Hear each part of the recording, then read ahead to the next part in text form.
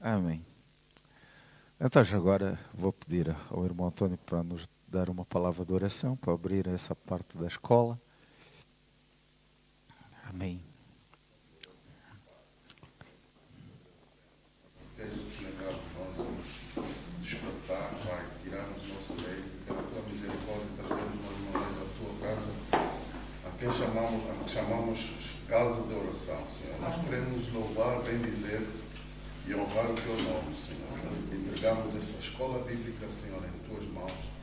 Pedimos que venha tocar o nosso intelecto, Senhor, os nossos corações, para que possamos guardar a tua palavra, Senhor, e usá-la para a honra e glória do teu nome, Senhor. Continua a abençoar e a guardar qualquer irmão que esteja a caminho, Senhor, da tua casa, Senhor, para que juntos possamos louvar o teu nome neste dia, em nome do teu Filho amado Jesus. Amém. Amém, amém. Os irmãos podem ter a bondade de sentar. Seja bem-vindo. Portanto, ao domingo passado nós tivemos com a lição número 5, a lição que retratou sobre o filho de Jezabel e Acabe, em que ele acabou de pegar as influências de idolatria dos seus pais. E o estudo dizia que ele, em 2 anos, multiplicou, em 2 anos do seu reinado, ele multiplicou a iniquidade que os seus pais já haviam cometido. Não é? E a consequência não foi boa, não é? E no final da conclusão diz que o reinado de Acázias foi marcado pela idolatria e pela infidelidade para com Deus. Ele fez o que era mau aos olhos do Senhor ao consultar outros deuses sobre o seu futuro. Amém? Era idólatra, infiel para com o mandamento de Deus. Elias foi o profeta que confrontou as transgressões de Acásia e por esse motivo quase foi preso.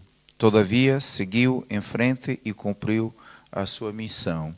Portanto, esse profeta, ele teve uma queda no palácio e depois, em vez de consultar, já estava mergulhado na idolatria, e ele, em vez de consultar a Deus para a sua cura, ele foi consultar portanto, outros deuses. Isso foi abominável diante do Senhor. E o futuro dele, claro, não foi bom. Bom, hoje a nossa lição trata de Elias e Eliseu, que é a lição número 6, para os irmãos com as vossas leituras, vossos livros. Portanto, o profeta Elias e Eliseu, seu sucessor. O texto áureo está em 2 de Reis, capítulo 2, 9. Diz assim: sucedeu, pois, que havendo eles passado, Elias disse a Eliseu: pede-me o que quiseres que eu te faça, antes que seja tomado de ti. E disse Eliseu: peço-te que haja porção dobrada do teu espírito sobre mim. Não é? Esse texto já conhecemos, essa passagem. A história de Elias e Eliseu nos inspira a andarmos com pessoas que desfrutam de intimidade com Deus e que, por isso, vale a pena serem seguidas e imitadas, não é? Bom, nós aqui vemos essa experiência, esse exemplo de Elias e Eliseu, e aqui a verdade prática diz que vale a pena andarmos com pessoas que nos inspiram, não é, a seguir a Deus e são dignas também de serem imitadas. Então, é por isso que há aquele ditado que todos nós sabemos que diz que diz-me com quem andas para dizer quem tu és, não é? Se nós andamos com uma pessoa que nos passa boas influências, certamente nós teremos também essas boas influências, não é? E o caso de Elias e Eliseu foi esse. E nós vamos, na sequência do estudo, vamos encontrar isso. Claro que vamos assim com uma certa velocidade para ganharmos o tempo. A leitura da classe hoje está em 2 de Reis 2, de 1 a 15. né? Os irmãos acompanham nas Bíblias ou então no vosso manual. Sucedeu, pois, que havendo o Senhor de levar Elias no redemoinho ao céu, Elias partiu com Eliseu a Eliseu de Gigal. E disse Elias a Eliseu: fica-te aqui, porque o Senhor me enviou a Betel. Porém Eliseu disse: vive o Senhor e vive a tua alma, que te não deixarei. E assim foram a Betel. Então os filhos dos profetas que estavam a Betel saíram a Eliseu e lhe disseram: sabes que o Senhor hoje tomará o teu senhor por de cima da tua cabeça? E ele disse: também eu bem o sei, calai-vos. Elias lhe disse: Eliseu, fica-te aqui, porque o Senhor me enviou a Jericó. Porém ele disse: vive o Senhor e vive a tua alma, que te não deixarei. Assim vieram a Jericó. Então os filhos dos profetas que estavam em Jericó chegaram a Eliseu e lhe disseram: sabes que o Senhor hoje tomará teu senhor que de cima a tua cabeça? E ele disse: também eu sei, bem eu sei, calai-vos. Elias disse: fica-te aqui, porque o Senhor me enviou a Jordão. Mas ele disse: vive o Senhor e vive a tua alma, que não te deixarei. Assim ambos foram juntos. E foram 50 homens dos filhos dos profetas, de longe pararam de frente, e eles ambos pararam junto ao Jordão. Então Elias tomou a sua capa e a dobrou, feriu as águas, as quais se dividiram para as duas bandas e passaram ambos em seco. Sucedeu, pois, que havendo eles passando, Elias disse a Eliseu: pede-me o que quiseres que te faça antes que seja tomado de ti. E disse Eliseu: peço-te que haja porção dobrada do teu espírito sobre mim. E disse: coisa dura pediste. Se veres quando for tomado de ti, assim te fará, porém senão não se fará. E sucedeu que, indo eles andando e falando, eis que um carro de fogo com cavalos de fogo os separaram um do outro. Elias subiu ao céu num redemoinho. E o que vendo Eliseu clamou: meu pai, carros de Israel e seus cavaleiros. Nunca mais o viu e, tomando das suas vestes, os rasgou em duas partes.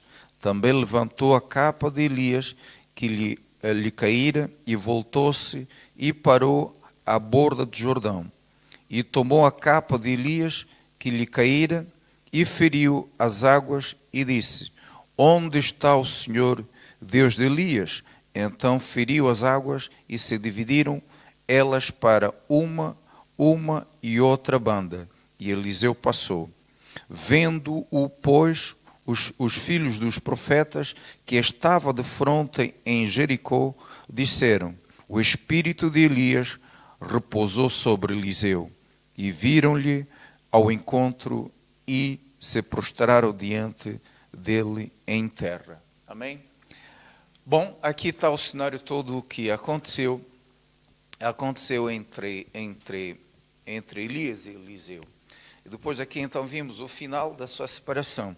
A Bíblia relata que há duas figuras que nós vamos encontrar só ao decorrer do estudo, que não viram a morte normal. Nesse caso, Enoque e aqui Elias, não é? E o estudo vai nos ajudar a compreender isso. Introdução. O ministério de Elias estava terminado quando Deus ordenou que ungisse a seu sucessor. O escolhido foi Eliseu. Como está relatado em 1 Reis 19:16, Eliseu era muito próximo e leal a Elias. Antes de ser levado aos seus pelo Senhor, Elias perguntou a Eliseu sobre o que sobre o que ele gostaria de receber da sua parte. E Eliseu, mais que depressa, pediu por sobrada do espírito de Elias sobre ele, que está no livro que nós lemos agora. Assim foi o fim do ministério de Elias e o início de Eliseu são assuntos desta lição. Portanto, o fim de Elias e Eliseu é o assunto da nossa lição de hoje. A despedida de Elias. O ministério de Elias termina. Logo aqui nós vemos que toda vida ela tem um ciclo, não é? Toda vida, seja que tipo de vida, toda vida, na nossa vida, tudo tem um ciclo. Temos o ciclo de viver, temos o ciclo de morrer, temos o ciclo de reinar, temos o ciclo de terminar de reinar. Então, tudo na vida tem um ciclo. O impacto negativo é quando o ser humano não aceita o ciclo que existe na vida e persiste, às vezes enquanto persistimos como tudo para nós fosse vitalício. E o resultado, quando nós não reconhecemos os ciclos da vida, e nós podemos colidir com muita coisa, não é? E isso, vamos dizer, por exemplo, a ideia de pessoas ditadoras. Elas praticamente, no seu procedimento, eles se esquecem que tudo tem o seu ciclo. Então, eles governam do modo que só eles, mais ninguém. E é por isso que nós temos visto que todo o comportamento da ditadura, ela termina mal. Não é? Às vezes termina sem morrer em seu próprio país, ou então termina de uma forma miserável. Porque a pessoa, durante o seu reinado, ele pensa que tudo é eterno. Mas quando trabalhamos com o sentimento que tudo na vida tem o seu ciclo, nós somos, de um certo modo, precavidos. Temos uma prudência de andar. E Elias foi isso. Ele sabia que tudo tem o seu ciclo e, durante o seu ministério, esteve atento também a preparar alguém. Não é? E tanto que nós vemos aqui que houve um resultado positivo. Não é? Louvado seja Deus. Então, o ministério de Elias termina. Elias realizou grandes feitos em seu ministério profético. Foi vitorioso diante dos profetas de Baal e Azerá.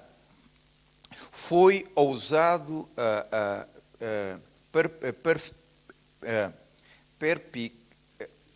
perspicaz, a palavra, para repreender, aconselhar e direcionar os reis, como está lá nos outros, no 1 de Reis 17:1,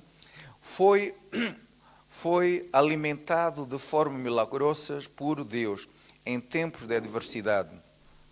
No entanto, mesmo diante de tamanhas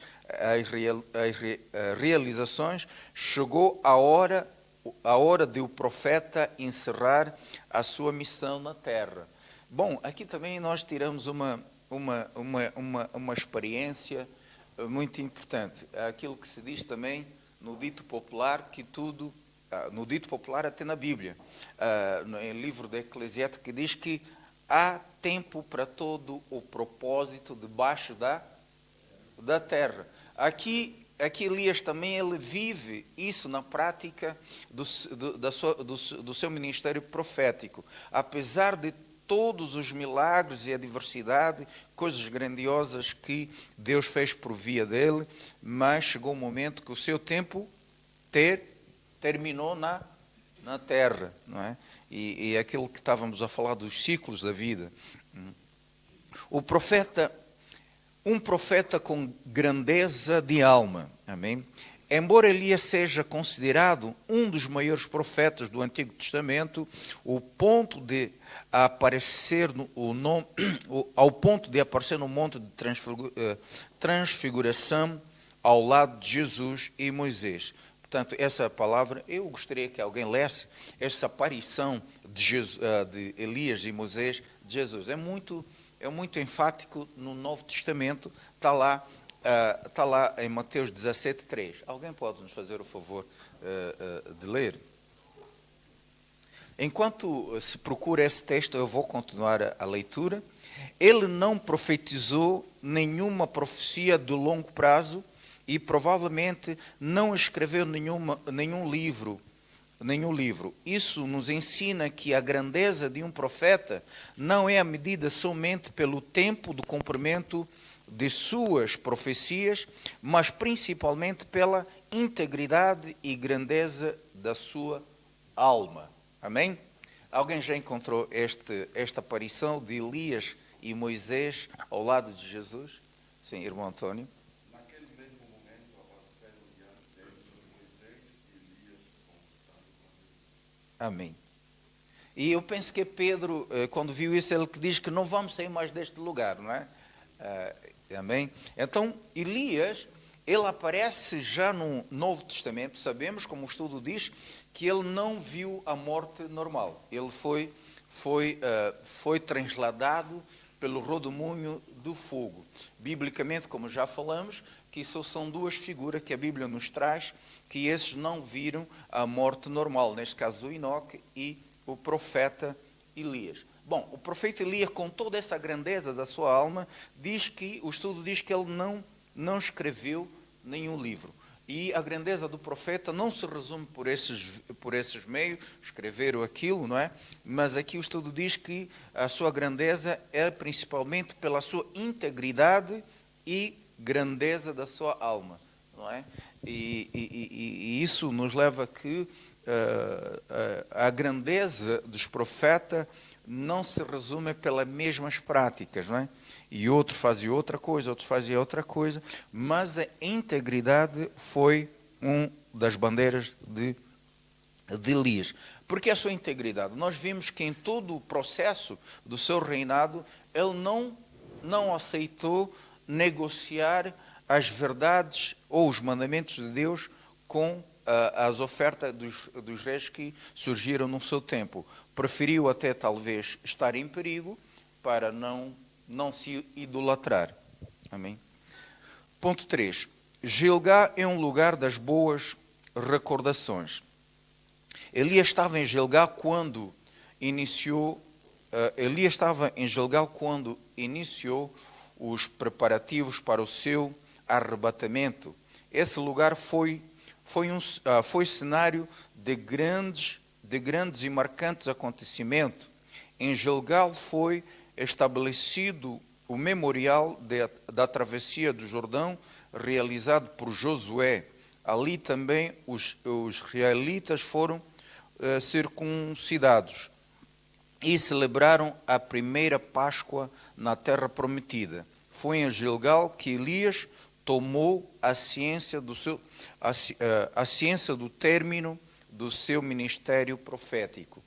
Bom, então nós vemos os grandes estudiosos da Bíblia, eles conseguem trazer uma pregação só com este nome de Gilgal, não é? Mas nós temos aqui uma parte resumida da importância desse lugar. Diz que Elias estava em Gilgal quando é nesse lugar que Elias estava a fazer os preparativos do seu arrebatamento. E para além de ser um lugar onde Elias estava a preparar o seu arrebatamento, também o estudo nos relata que este lugar é memorial porque foi o lugar também aonde o povo de Israel comemorou a sua primeira Páscoa, não é? Não é a primeira Páscoa no Egito, mas a primeira Páscoa já na terra prometida. Não é? Então aí já vimos que, claro que essa Páscoa já não foi como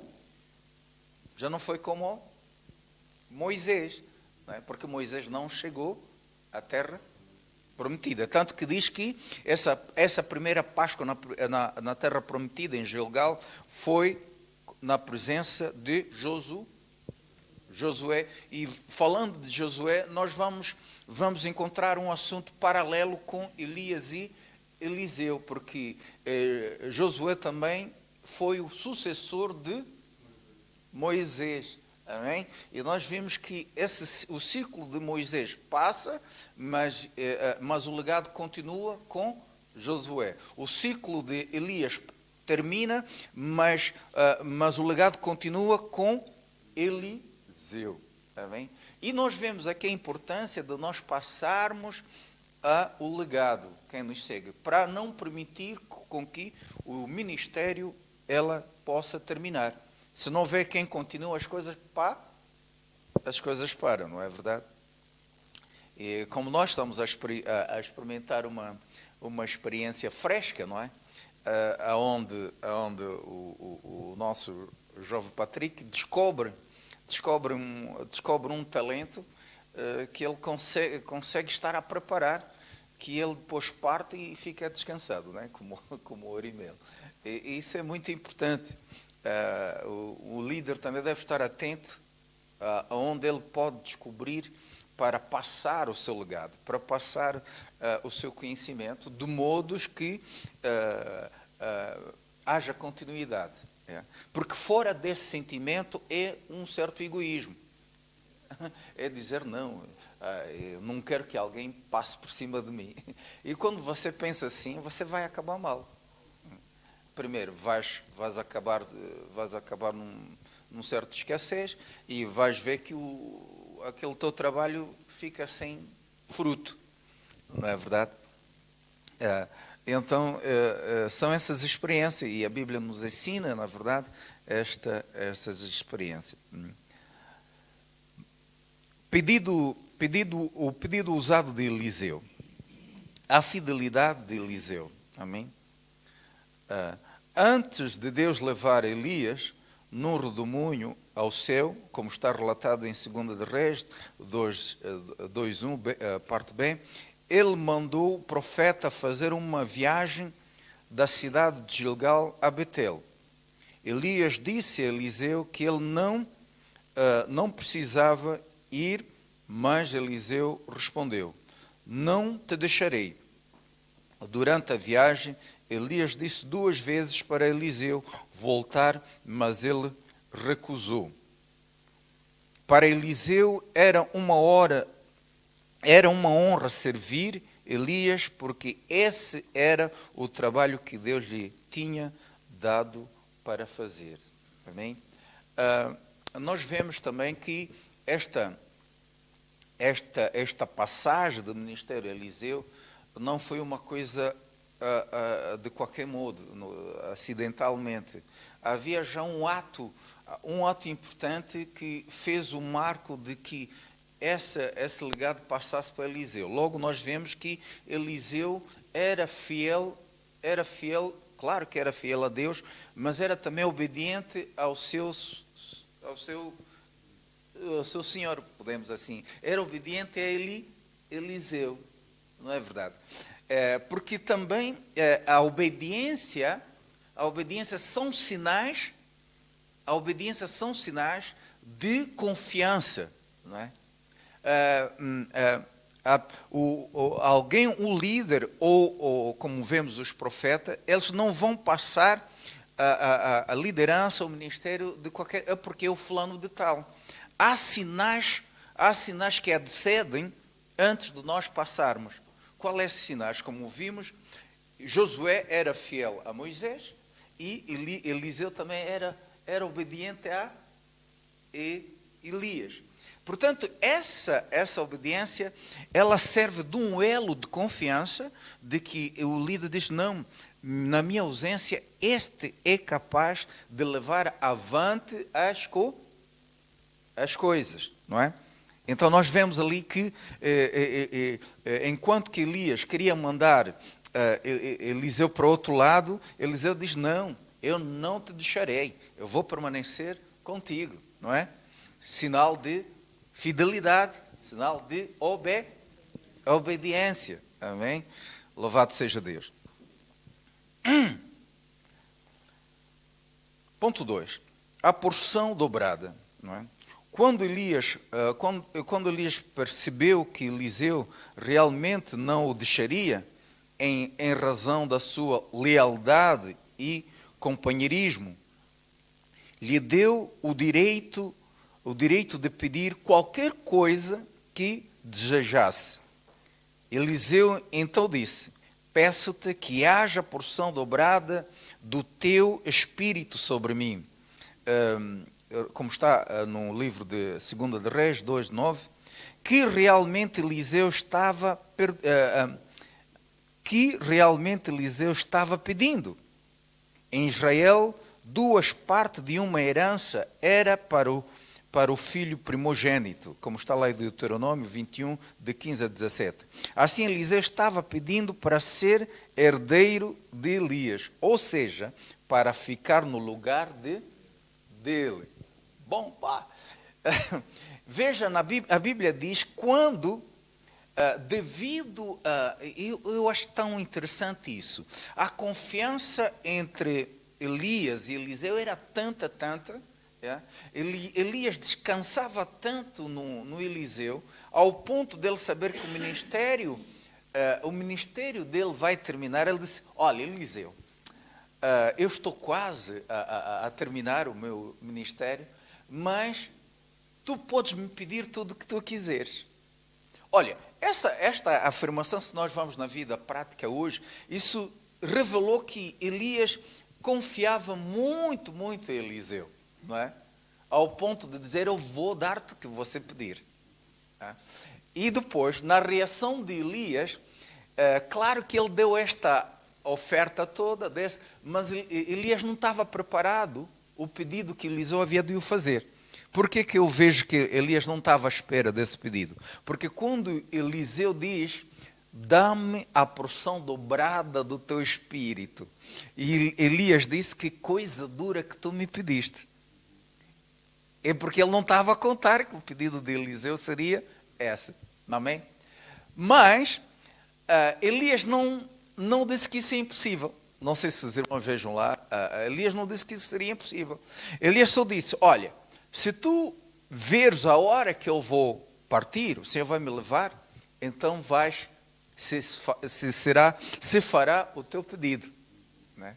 E diz que, enquanto estavam caminhando e falando, veio o redemoinho, tomou Elias, e Eliseu viu. E o pedido dele foi dado. Agora, vamos tirar também a ideia, por que Eliseu pediu a porção dobrada do espírito de Elias?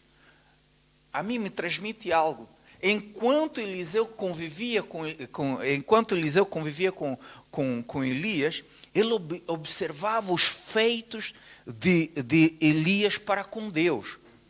E ele via o que Deus também realizava através de Elias. Ele estava atento à vida do seu Senhor. Isso é muito importante. Ele não estava distraído. Ele diz, se Deus foi tão maravilhoso com ele, eu então vou querer muito mais daquilo que ele já... eu vou querer o dobro. Oh, glória a Deus, isso é lindo. Dizer, o que Deus fez na vida de Elias já é muito bom, mas eu quero o dobro disso que ele já... Amém? E diz que Deus concedeu isso. Bom, mas aqui tiramos a noção de estar atento ao movimento, o movimento daquilo que é bom, não é? Para que nos sirva de exemplo. E ao contrário da lição anterior, o filho de Jezabel e Acaz, ele mergulhou no mau caminho dos seus pais. E a vida dele acabou praticamente numa tragédia. E para nós, irmãos, isso é muito importante também. Nós na igreja sempre tentamos nos focar em alguém, claro, primeiramente a Deus, não é? Sem dúvida. Mas devemos procurar nos focar em alguém que vai nos influenciar para o positivo, não é? Eu tenho dito também da minha própria vida, o que me ajudou a sair de Angola, o que me ajudou também a atingir um certos patamar, é se agarrar a amigos de famílias. Eu era de família muito pobre. Aliás, não tinha mesmo família. Mas Deus tinha me dado uma habilidade muito boa, entrar nos filhos dos diretores, dos delegados, e eu aprendia. E mesmo quando cheguei aqui na Alemanha, comecei a procurar amigos bons, não é? Quando o caso do Orlando, o caso do irmão Antônio. E se me perguntar com eles, aprendi. Aprendi muito. Amém. E nunca quis assim... claro, tivemos também aqueles momentos da juventude, de cometer algumas coisas, mas em termos de crescer de ganhar experiência. Eu fui ganhando um pouco daquilo, pronto. São amigos que vieram de berços bons, né? Eu não tive esse privilégio, mas fui ganhando também na aprendizagem, na linguagem, nas práticas e tudo aquilo. E é preciso estarmos atentos na igreja também. Amém? E o meu testemunho também na igreja para o crescimento. Eu, quando entrei na igreja, eu comecei a observar a juventude que eu encontrei. Na altura estava a Mariana, estava a Salomé, estava a Suzy. O mar era muito pequeno. E eu comecei a ver a Mariana, que é essa jovem. Eu, no princípio, pensava, são da igreja, não sabem nada do mundo. E quando comecei a estar nas aulas com eles, eles sabiam tanto da cultura geral. Então aqui estou equivocado. E eu comecei a me focar tanto. E quem conheceu a falecida irmã Mariana era uma pessoa de uma profundeza assim, de conhecimento, quando lecionava. E como eu digo, eu sou aluno, cheguei a liderar a igreja, a minha escola bíblica não é outro lugar, é a escola dominical com a irmã Mariana. E o Orlando sabe, o irmão Antônio sabe, era uma irmã com muita dedicação. Quando a conheci, claro que os tempos que vieram depois não foram muito favoráveis. Eu não quero citar a causa, mas é uma irmã. E se enfocando a ela, eu só digo, só tive ganho. Só tive ganho, não é? Porque a pessoa procurava também conhecer, é bom conhecer a Bíblia, como essa irmã fala dessa Bíblia. Eliseu fazia isso mesmo, ok? E por isso nos leva a ficar atento. É por isso quando alguém disse no domingo passado, eu acho que é a serva Morena, que disse que temos o pequeno Patrick, referia-se ao seu próprio filho. Hoje o irmão Antônio disse-me assim, temos aí o pequeno irmão Luciano. E esses dois adjetivos a mim me chamaram a atenção. Temos por quê? Porque ele está a se inspirar na arte do fulano, não é? E arte quê? Arte positiva. Isso é muito importante. Significa que este menino ou esta pessoa, ele fica atento na arte daquela pessoa. E depois ele se projeta naquilo. Não é? Eu comparo também essas duas famílias, a família do irmão Antônio e do Orlando. É muito fácil notar que os filhos do Orlando têm muita habilidade nas coisas da técnica. O Simildo se revelou assim, o Arimel está a se revelar assim, e no irmão Antônio, os filhos têm muita inclinação do desporto. E eu vejo isso tão curioso. Porque é algo que ou os filhos observam, não é? E passam, e também para não dizer que é genético, não sei, né? Amém. Então, isso nos leva a crer que nós somos sempre... falta descobrir a família Paulino, não é? A família Paulino é a aparência, né? Amém. Mas... e nós vamos ver isso. Temos 5 minutos. Vamos chegar à conclusão. Mas esse exemplo de Elias e Eliseu inspira muito, irmão, não é verdade? Inspira muito. O pedido ousado, já lemos aqui, a porção dobrada. Quando Elias percebeu... Ok, já passamos, então continuamos. Elias, a inspiração de Eliseu. Olha só. Elias, a inspiração de Eliseu. Para receber o que pediu, Eliseu não poderia retirar os olhos de Elias. Já viu?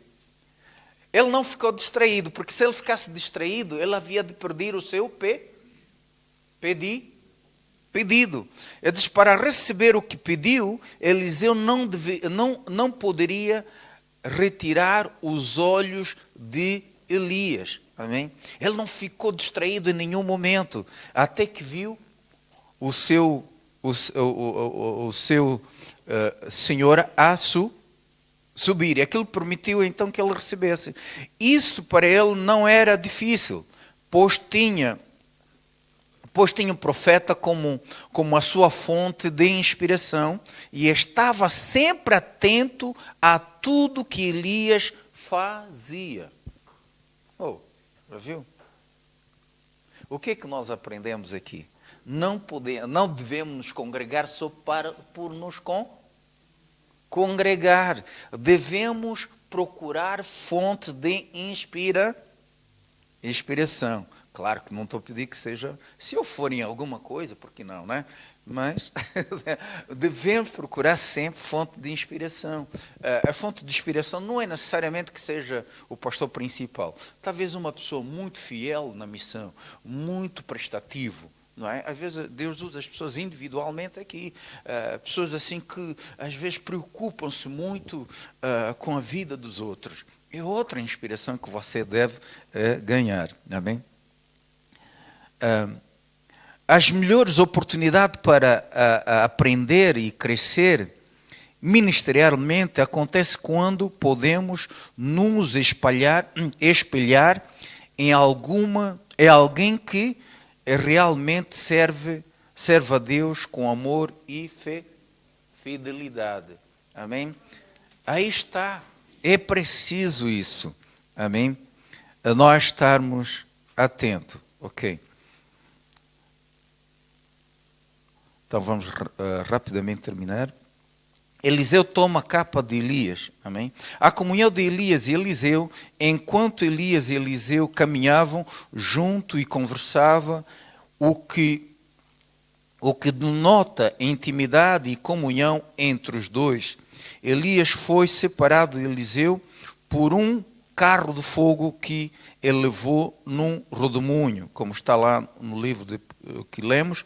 A amizade sincera e a comunhão na igreja entre irmãos que se amam, se respeitam, sempre resulta em bênção extraordinária para a obra de Deus.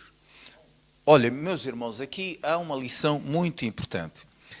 Diz que quando o carro de fogo tomou Elias, os dois estavam a conversar. Estavam a caminhar a conversar. Caminhar e conversar é sempre sinónimo de boa relação. Aonde não há boa relação, a conversa não flui. Não é verdade? A conversa é o barômetro da boa relação. Isso é em qualquer aspecto, na família, nas amizades. Quando há conversa é porque a amizade está saudável. Porém, aqui diz que a amizade sincera, né? Se é amizade sincera, a amizade falsa. Ele diz que a amizade sincera e a comunhão na igreja entre irmãos que se amam e se respeitam sempre resulta em bênção. É bênção extraordinária. Portanto, não obstante só se amar, é preciso amar-se e respeitar-se, não é? Para que haja resultado de bênção para a obra de Deus. A capa de Elias,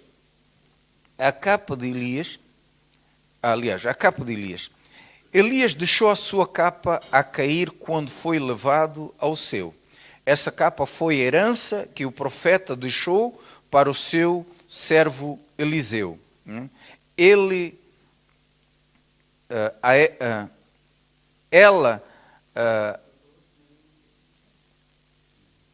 Ela legitimou o ministério dele publicamente ao tocar nas águas de Jordão e dividi-las para uma e outra banda. Esse episódio foi visto pelos filhos dos profetas de Jericó, que imediatamente reconheceram que a unção de Elias estava sobre Eliseu. Portanto, o teste que surgiu depois de Elias ser arrebatado pelo carro de fogo, ele tocou no rio Jordão e as águas dividiram-se. E os profetas viram, olha, aqui esse sinal que aconteceu, a unção de Elias caiu sobre Eliseu, porque os sinais estavam já a se cumprir. Amém. Conclusão.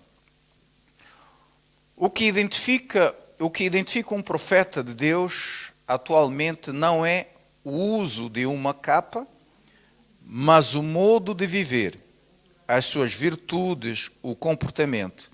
O exemplo de Eliseu devemos espelhar em um homem e mulher de Deus que estejam genuínos, homens e mulheres de Deus que sejam genuínos imitadores de Cristo. E não apenas isso, precisamos também ser exemplo para os outros, refletindo a imagem do Senhor, não somente nas palavras, mas principalmente nas ações. Bom, aqui Elias deixou este exemplo para nós, que ele não ficou somente pelas palavras, mas pelas suas ações. E esse exemplo de Elias serviu de inspiração para Eliseu. Amém? O nosso primeiro presidente, ele teve uma palavra célebre que eu até hoje me lembro. Ele diz que, e eu vejo isso na prática do dia a dia, ele diz assim: a nossa juventude será aquilo que nós somos hoje. E é verdade. O que nós somos hoje pode ser o livro para as gerações vindouras, porque elas se projetam nesse trabalho, se projetam nesse trabalho. Então, o exemplo tem muito seu papel para conduzir os destinos daqueles que vêm. É daí a responsabilidade enorme de sermos líderes, de sermos pais, de sermos cidadãos, por causa sempre do nosso exemplo. E diz sempre que a nossa vida é um livro aberto. A nossa vida é um livro aberto que cada um tem oportunidade de ler. E claro, às vezes em quando lê-se bem e interpreta-se bem, mas às vezes em quando também pode ser lida e mal interpretada, não é? Mas cada um deve fazer o seu papel. Bom, antes de terminar, não sei se alguém quer dizer alguma coisa, porque o estudo não temos muito tempo, mas foi um estudo assim que vai de encontro ao nosso viver hoje, na igreja e fora da igreja, não é? Esse caso dos dois que tiveram essa cumplicidade muito, muito importante. Amém.